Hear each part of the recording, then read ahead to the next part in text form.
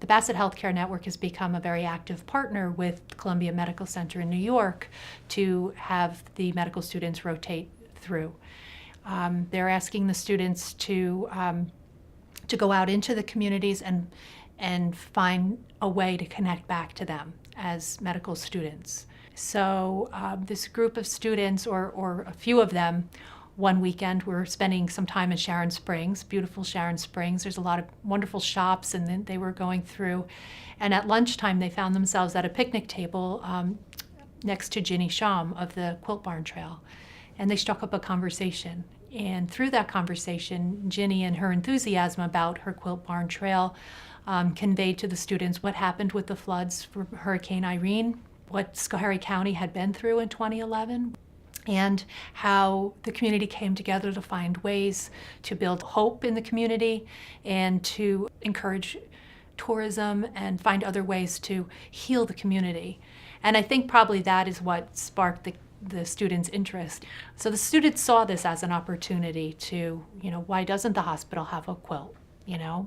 Should we start this dialogue? And of course, Ginny was very excited and contacted the hospital.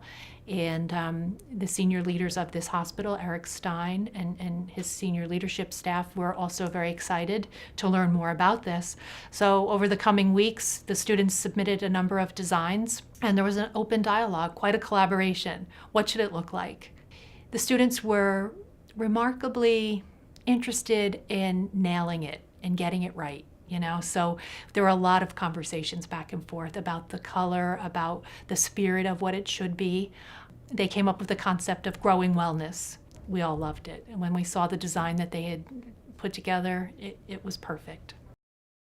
It is somewhat circular, and it features plants, but the whole concept behind it is that a hospital is not just for sick and injury, which it plays a huge role there, but it's also a place where people can and should see it as a place for hope and wellness and living well and having a good life.